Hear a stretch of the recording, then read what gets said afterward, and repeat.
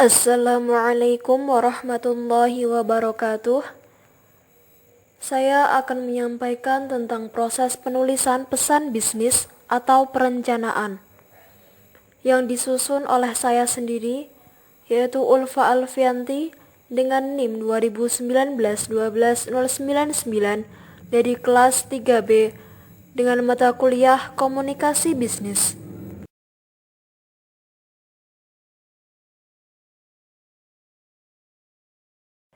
Perencanaan pesan-pesan bisnis merupakan suatu langkah strategis bagi pencapaian tujuan suatu organisasi secara menyeluruh dan merupakan salah satu faktor keberhasilan komunikasi. Komunikasi yang efektif merupakan kunci untuk keberhasilan perencanaan pesan-pesan bisnis. Komunikasi yang efektif sendiri memiliki pengertian pertukaran informasi, ide, perasaan yang menghasilkan perubahan sikap sehingga terjalin sebuah hubungan baik antara pemberi pesan. Lalu, proses penyusunan pesan bisnis merupakan faktor yang sangat penting. Dalam proses penyusunan pesan bisnis, terdapat 3 tahap. Yang pertama, perencanaan pesan. Dalam tahap ini, menentukan hal-hal yang mendasar dari suatu pesan yang akan dikomunikasikan. Yang kedua, penyusunan pesan. Setelah melakukan perencanaan, selanjutnya ide atau gagasan disusun dalam pesan tertulis. Dan yang ketiga, revisi pesan.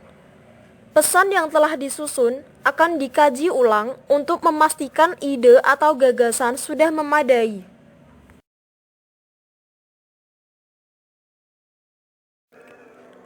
Proses komposisi. A. Perencanaan pesan bisnis yang meliputi: pertama, penentuan tujuan, yang kedua, analisis audiens, yang ketiga, penentuan ide pokok, dan yang keempat, seleksi saluran dan media.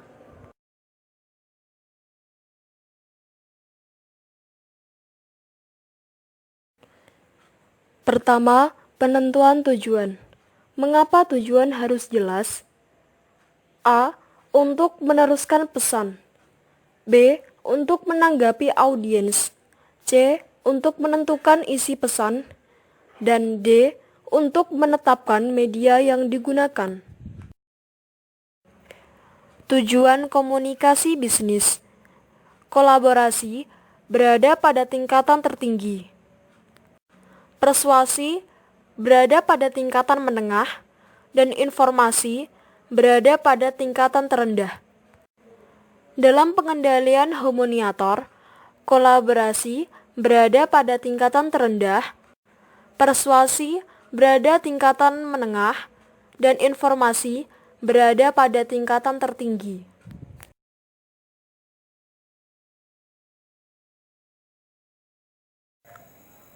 Kedua, analisis audien. A. Kembangkan profil audien. Ada beberapa hal yang perlu diperhatikan. Pertama, menemukan ukuran dan komposisi audien. Yang kedua, siapa audiens? Yang ketiga, bagaimana reaksi audiens? Yang keempat, bagaimana tingkat pemahaman audiens? Dan yang kelima, bagaimana hubungan komunikator dengan audiens?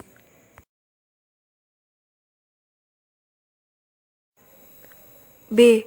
Memuaskan kebutuhan informasi audiens. Pertama, temukan atau cari apa yang diinginkan oleh audiens. Yang kedua, antisipasi pertanyaan yang tidak diungkapkan. Yang ketiga, berikan semua informasi yang diperlukan.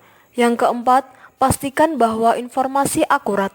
Dan yang terakhir, tekankan ide-ide yang menarik pada audiens.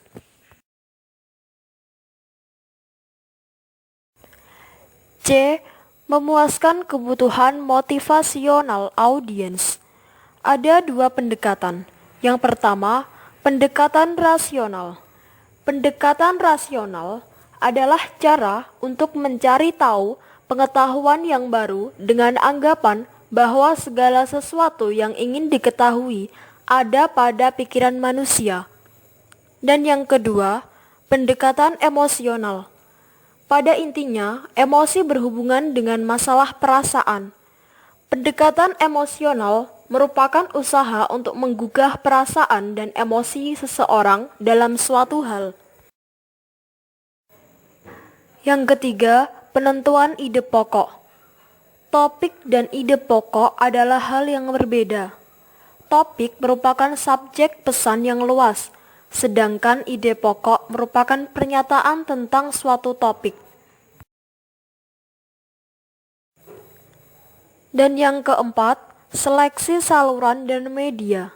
Bisa dilihat, ada dua saluran, yaitu saluran lisan dan saluran tulisan.